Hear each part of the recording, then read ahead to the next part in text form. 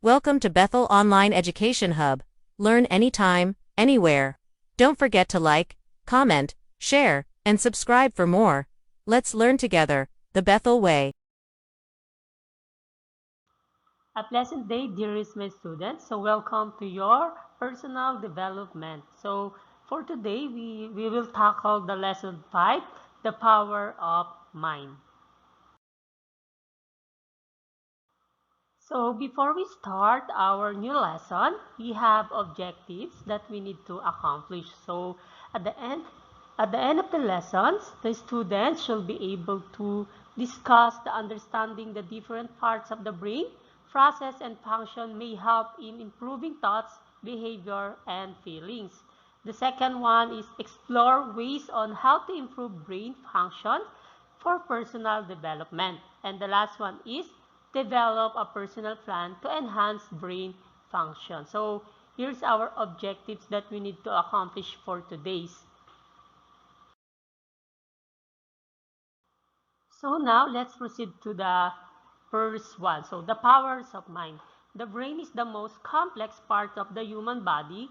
This three-pound organ is the set of intelligence, interpreter of the senses, initiator of body movement, and controller of behavior. So pag sinabi nating the power of minds, ito yung kapangyarihan ng ating isipan na kung saan tinutukoy ang ating mga kakayahan ng ating utak at kaisipan na magtakda, magkontrol, at magbago ng ating mga karanasan sa buhay.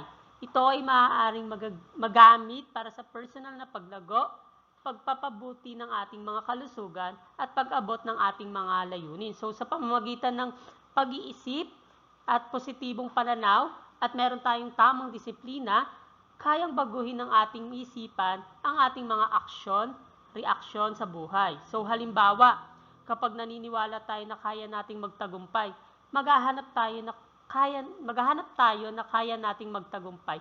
So maghahanap tayo ng paraan upang magtagumpay. Ang ating mga pananaw at paniniwala ay may malaking epekto sa ating emosyon at desisyon. So ibig sabihin, kung natutunan nating kontrolin ang ating mga isipan, maaari nating mapabuti ang ating kalidad ng ating buhay. So, kahit sa harap ng mga pagsubok, ang kapangyarihan ng ating isipan ay malakas. At ito ay nakakaapekto sa ating pananaw sa mundo at sa ating mga pagganap sa buhay. So, yun po ang ibig sabihin ng the powers of mind. So, let's proceed to the architecture of the brain. So, we can compare our brain in a committee of experts.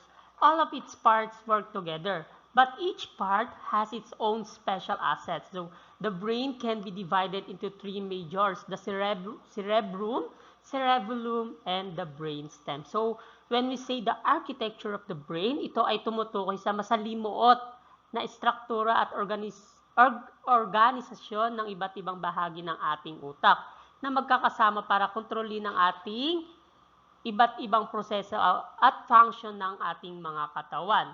Ang utak ay nahahati sa mga rehiyon at bawat isa ay may tiyak na tungkulin. So, ang mga bahaging ito ay nag-uugnayan upang mabuo ang ating mga pag-iisip, emosyon at kilos. So, sabi nga dyan, si cerebrum, cerebellum, at the brainstem. So, silang tatlo po yung ating kailangan para po magkaroon ng work together po ang ating pag-iisip para makapag-isip tayo ng tama. So, sila po yung pinaka-importante sa ating isipan.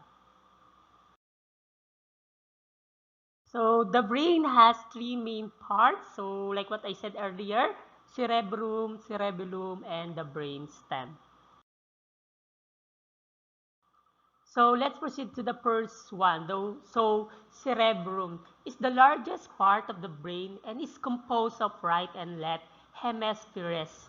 It performs higher function like interpreting touch, vision, and hearing, as well as speech, reasoning, emotion, learning, and fine control of movement. So, ibig sabihin ni cerebellum, siya yung pinakamalaking at komplikadong bahagi ng ating utak. At ito ay may malaking responsibilidad sa matataas na function tulad ng ating pag-iisip, pagproseso ng sensoryo, voluntaryong galaw at emosyon. So, tinatayang umaabot sa 85% ng kabuoang bigat ng ating utak ang cerebrum. So, nahati ito sa dalawang kalahati o hemispheres na may mga particular na tungkulin at kumokontrol sa magkabilang panig ng katawan. So, istruktura ng cerebellum, yun po yung kalahati. So, ang cerebellum ay nahati nga po sa dalawang hemisphere. Ito ay ang kaliwang hemisphere.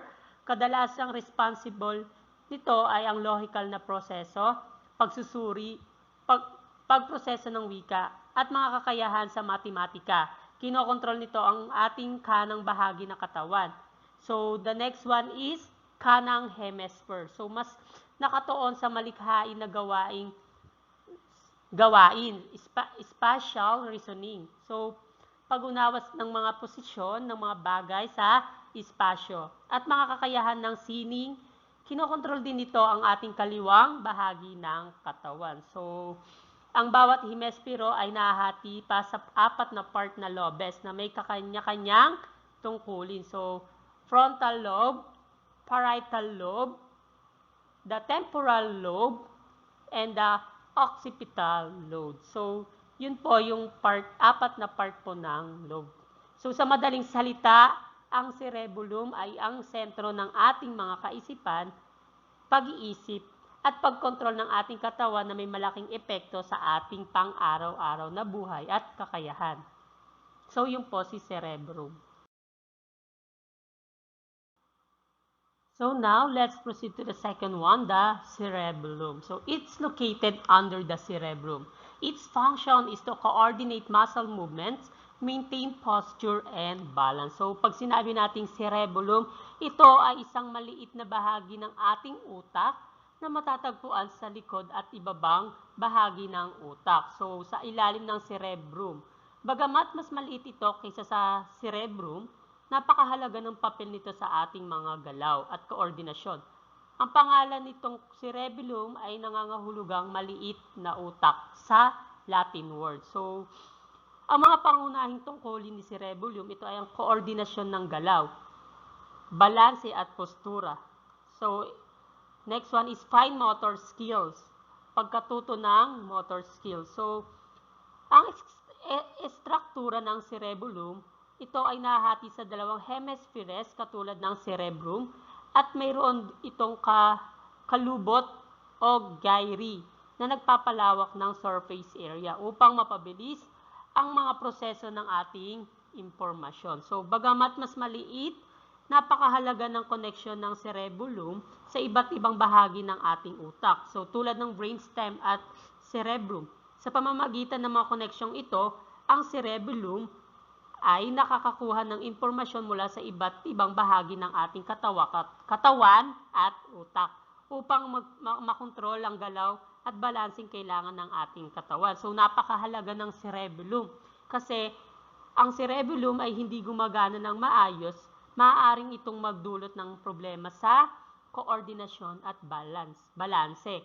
So, at magdudulot ito ng motor control disorder. So, halimbawa, maaari kang magka-problema sa paglalakad, pagkilos ng mga kamay, o pagkakaroon ng tremors o panginginig ng ating katawan. So, ang mga ganitong kondisyon ay tinatawag na ataxia. So, ang cerebellum din ay may napakahalagang papel sa koordinasyon, balanse at fine motor skills ng ating mga katawan. Ito ay tumutulong upang maging maayos ang ating mga galaw at pagganap sa mga araw-araw ng ating aktibidad.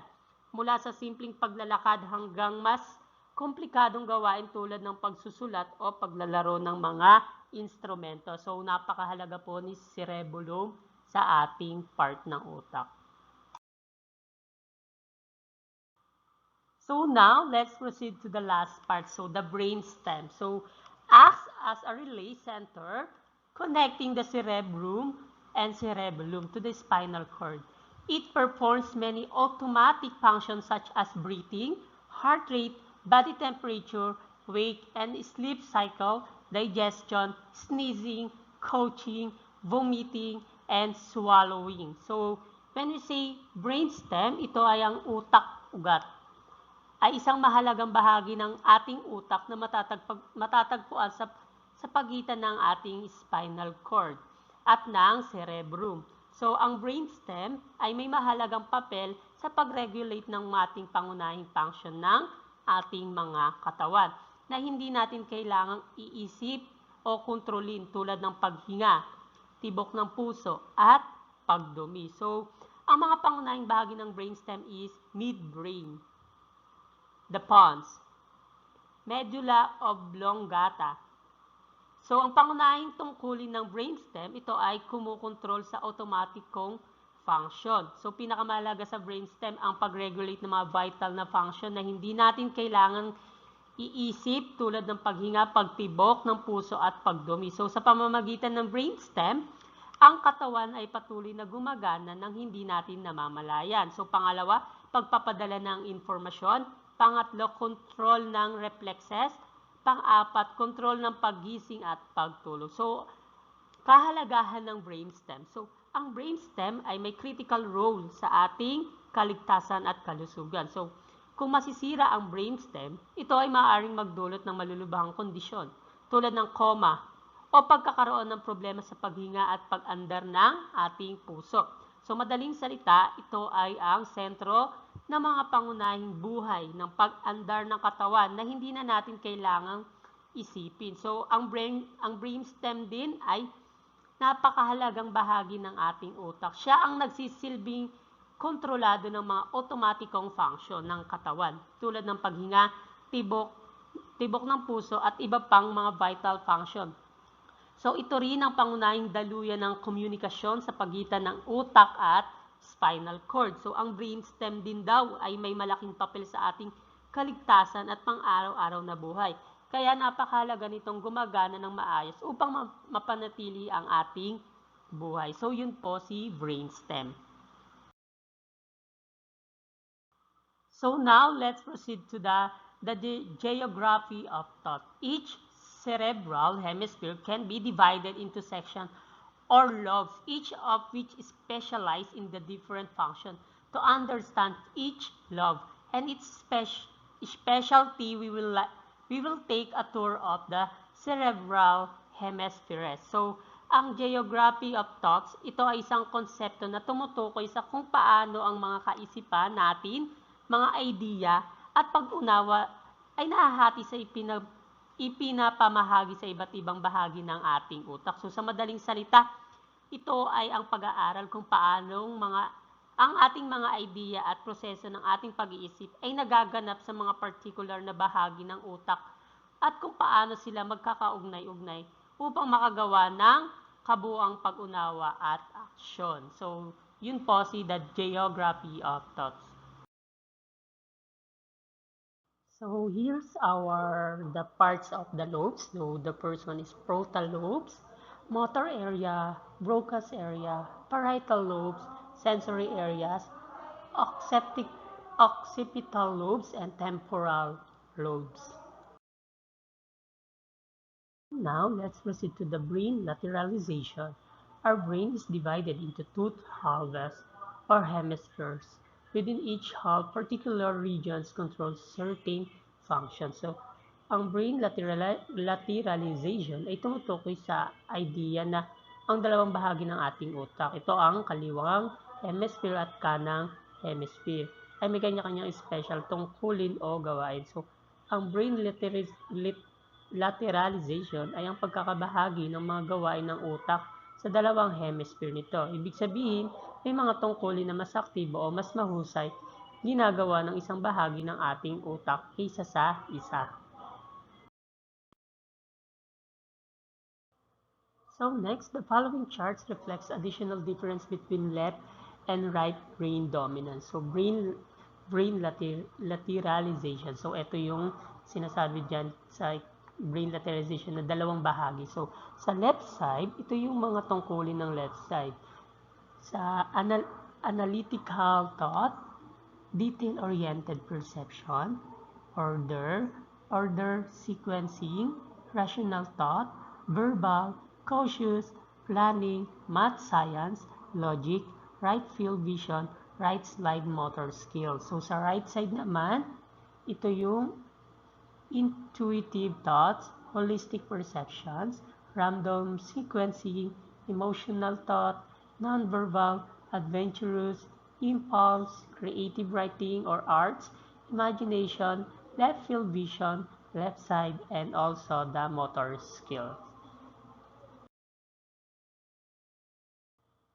So now, let's proceed to the food for the brain. So ito nga yung sinasabi natin kanina, yung right hemisphere and left hemisphere. So kung matatandaan nyo, in-explain na natin siya sa una. So ito yung function ni right hemisphere. So responsible for control of the left sides of the body and is the more artistic and creative sides of the brain.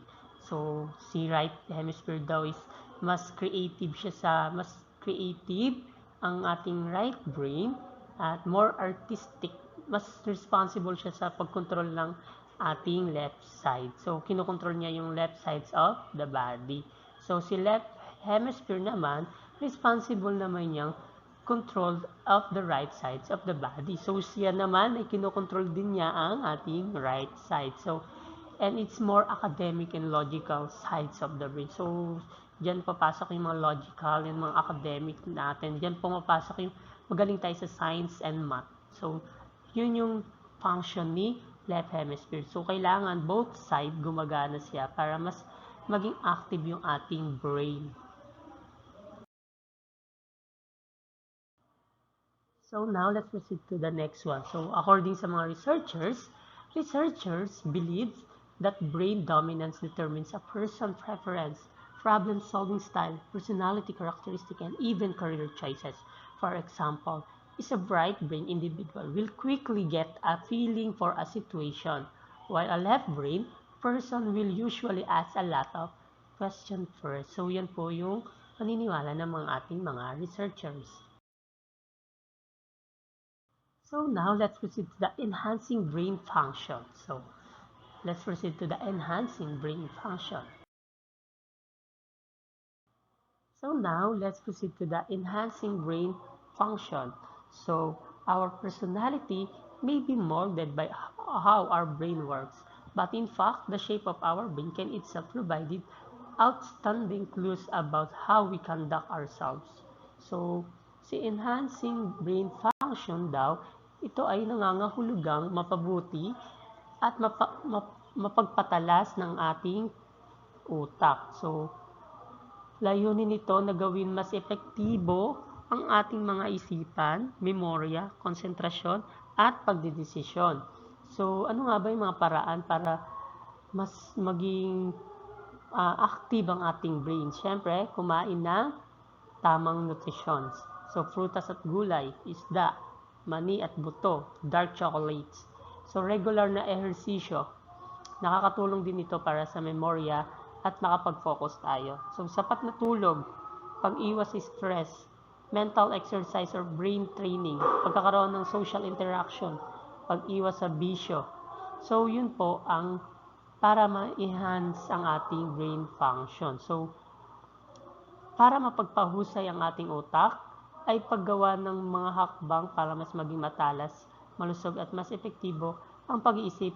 Ito ay maaaring makamit sa pamamagitan ng tamang pagkain, sapat na pahinga, ehersisyo, mental activities at pag-iwas sa mga nakakasamang bisyo. So now let's proceed to the next one. So Dr. Thomas Armstrong, PhD. So the following are the suggested brain-friendly intervention. So next natin is ito yung mga suggestion ni Dr. Thomas para daw mas maging aktibo ang ating mga isipan. So let's proceed to the first one. So opportunity to choose. We need frequent occasion to make significant choices to help develop the decision-making regions in the reasoning brain. So, ang opportunity to choose, ito ay tumutukoy sa pagkakataon kung saan pinapahintulutan ang isang tao na pumili mula sa iba't ibang option ayon sa kanyang kagustuhan, pangangailangan, or paniniwala. So, halimbawa nito, kapag may iba't ibang kurso ang pwedeng pagpilian sa kolehiyo, ito ay isang opportunity to choose. Kapag pinayagan kang pumili ng pagkain sa kantina, ito ay isa ring opportunity to choose. So, yun po si opportunity to choose. And dagdag ko na rin, ito ay ang mga pagkakataon na makagawa ka ng sariling desisyon batay sa mga option na sa harap mo. Mahalaga ito sa paglago bilang tao, sa kalayaan at sa paghubog ng ating mga sariling direksyon sa ating buhay. So now let's proceed to the second one, self-awareness activity. So teens experience an acute sense of self-consciousness and are actively building an inner core identity during adolescence. So ang self-awareness activity ay ito ang mga gawaing aktibidad na tumutulong sa isang tao na mas makilala ang ating sarili, ang kanyang damdamin, ating isipan, ugali, lakas, kahinaan at ang epekto nito bilang isang tao sa ibang kapwa. Ang self-awareness din, ito ay ang kakayahan mong maunawaan ng sarili mo. Kung ano ang nararamdaman mo, bakit mo ito nararamdaman, at kung paano ito nakaka-apekto sa iyong kilos or desisyon. So ang self-awareness din daw ay sa makatuwid ay mga gawain na makakatulong sa atin na mas mapansin, masuri at maintindihan ang sarili natin. So halimbawa, ngayong araw, na-stress ako kasi hindi ko natapos ang project ko. Bakit kaya? So, pagmumuni-muni. Ito naman ay, tama ba ang sinabi ko sa kaibigan ko kanina? Bakit ako nagalit? So, yun po si self-awareness activity. So, kailangan maging awareness tayo sa lahat ng mga sinasabi natin or binabagit natin sa ibang tao. Kasi baka mamaya, yung mga salitang binibitawan pala natin, nakakasakit na sa ibang tao. Kailangan meron tayong self-awareness.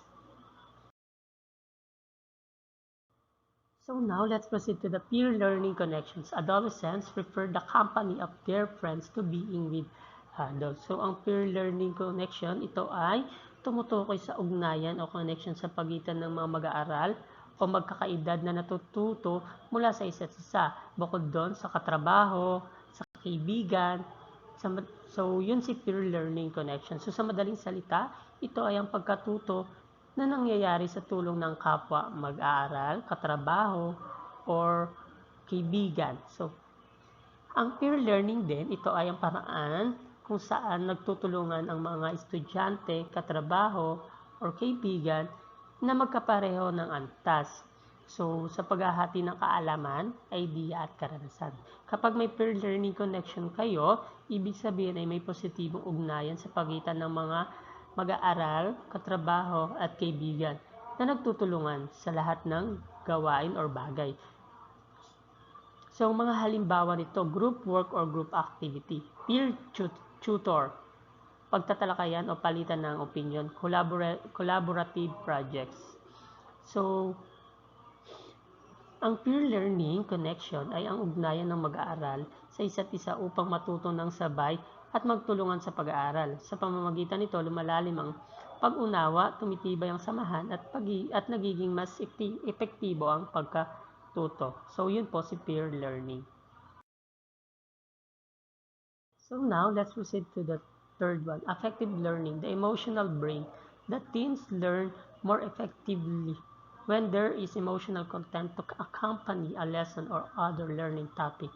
So, ang effective learning naman, ito ay ang uri ng pagkatuto na nakatuon sa ating mga damdamin, sa loobin, pagpapahalaga at emosyon ng isang tao ng ating buhay habang tayo ay natututo. Hindi lang ito tungkol sa kaalaman o kasanayan, kundi sa kung paano naapektuhan ang puso at kalooban ng mag-aaral sa proseso ng pagkatuto. So, ang effective learning ay bahagi din ito ng edukasyon, kung saan binibigyang halaga ang pagbuo ng positibong pag-uugali, tamang asal, malasakit, respeto at pagpapahalaga sa sarili, sa kapwa at sa lipunan. So mga halimbawa ng effective learning, pagkakaroon ng empatiya, pagpapakita ng respeto sa iba, pagpapahalaga sa paggawa ng mabuti, pagkakaroon ng disiplina at positibong saloobin, pagkilala sa sariling emosyon at pagsaayos ng damdamin. So, napakahalaga ng effective learning para mas nakakatulong kasi ito para mapabuti ang ating asal or positibong pag-uugali, pakikipagkapwa-tao, mas makahulugan at makataong pagkatuto, values education, character formation, at social emotional learning. So now let's proceed to the learning through the body. Teens' body are going through dramatic changes from puberty until the early 20s. The cerebellum or little brain is highly susceptible to environmental influence and involves both body movement as well as a higher cognitive function. Cognitive functions such as reading and mathematics.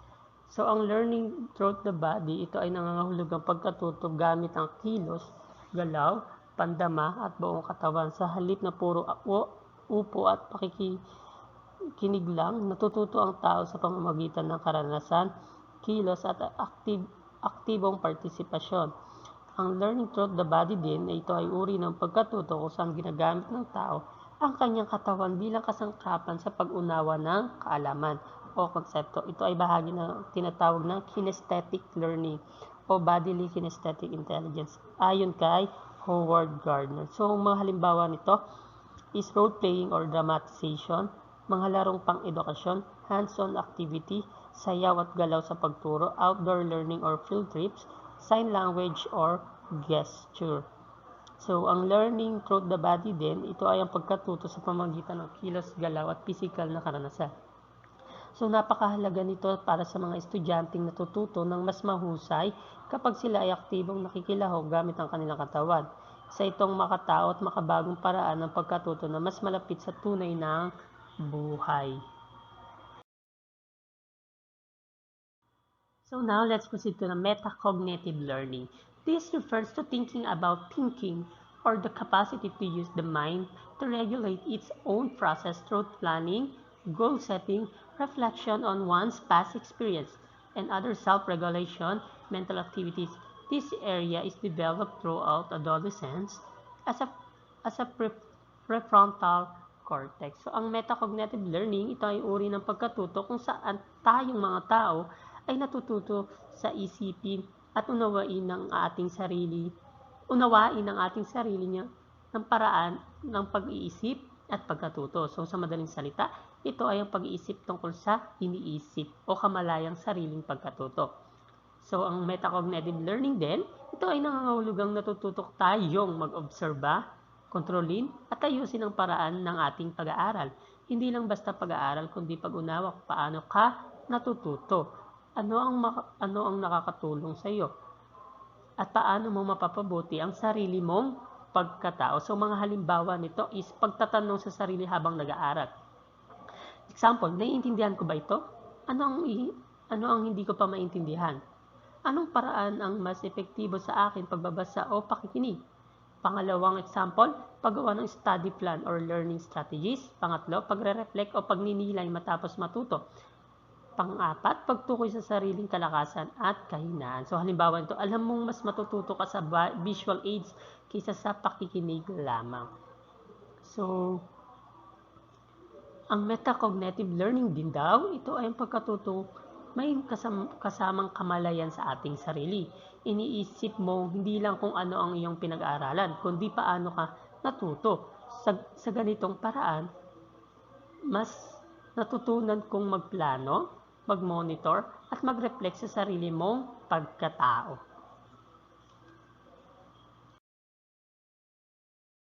So now, let's proceed to the expressive arts activity. A highly developed emotional brain is trying to creatively express itself while the still developing prefrontal cortex function of inhibition is not censoring these creative ideas as much as it will in adulthood.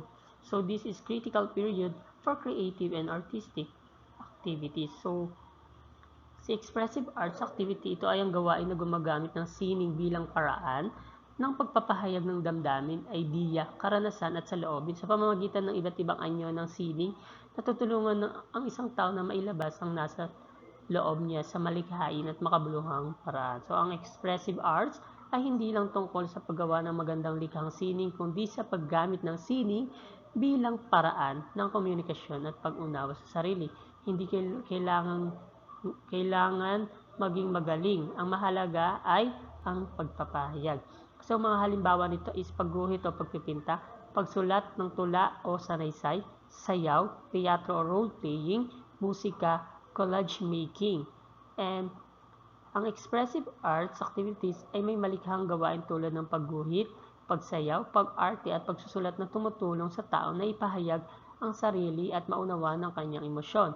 Hindi ito tungkol sa pagiging artist, kundi sa pagpapalaya ng damdamin at ideya sa makasining na paraan. Now let's proceed to the last one, real life experience. Teens can reason like adults by age 16, but only if there are no emotional or peer influence, a condition called cold cognition. Real life learning provides an appropriate setting within which teens can be challenged to make good decisions in the midst of social or emotional pressure. So, si real life experience, ito ay tumutukoy sa mga karanasan nangyayari sa totoong buhay natin. Hindi gawa-gawa o katang-isip lang. Ito ay mga aktual na pangyayari o sitwasyon na personal nating na experience, naranasan, natutunan mo sa labas ng libro at maaaring may epekto sa iyong pag-iisip, emosyon at pagkilos. So, ang karanasang totoo sa buhay ay isang aktual na pangyayari na nagbibigay aral, kaalaman o pagbabago sa ating buhay. Ito ay hindi natutunan lang sa paaralan, kundi galing mismo sa ating aktual na karanasan. So sa pamilya, komunidad, trabaho o sa araw-araw na pamumuhay. So mga halimbawa nito ay pag-aalaga na may sakit na kamag-anak, pagkakaroon ng trabaho habang nag-aaral, pakikilahok sa relief operation, pagkakamali at pagbangon mula rito. So ang real life experience ay tunay na karanasan sa totoong buhay na nagtuturo sa atin na mahalagang aral at kasanayan.